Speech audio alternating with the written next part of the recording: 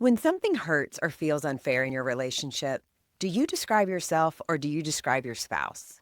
You might think you're describing yourself. You're sharing your frustration, your overwhelm, your exhaustion. But what are you really saying? Are you naming your internal experience, what you're feeling, what you need? Or are you focusing on what the other person is doing wrong? You always forget. You never help. You don't even care. It's subtle, but it matters. Because when your nervous system is distressed, it wants relief. It scans for danger. And the fastest explanation it can grab onto is something's wrong and it must be my spouse. That's how criticism takes hold. It's the first of the Four Horsemen and one of the most common patterns I see in couples therapy.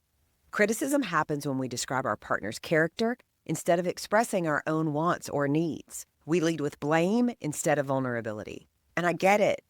Those critical statements usually come from pain, from moments where you didn't feel seen or supported or understood. There's almost always a longing underneath. And when that longing comes out as an attack, your partner's nervous system hears threat. And when somebody feels threatened, they don't lean in, they defend, they shut down, they brace.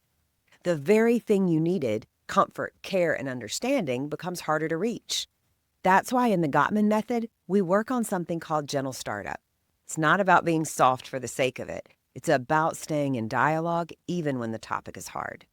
Instead of, you never help around here, try, I'm feeling overwhelmed. I could really use your help tonight. It's a small shift, but it keeps the door open instead of slamming it shut. And like everything else in this series, this is something you can learn. In therapy, we practice how to notice criticism in the moment and shift it towards need. It takes awareness, intention, and the repetition. And remember, it's not weak to express your needs clearly. It's a sign of emotional strength. It's a sign that you're fighting for the relationship and not against it. So, if you're noticing criticism showing up in your conversations, don't panic. Don't shame yourself. Just notice it and come back to this. Stay in dialogue. Lead with, I feel, about what you're putting on the table, and then name what you want or need.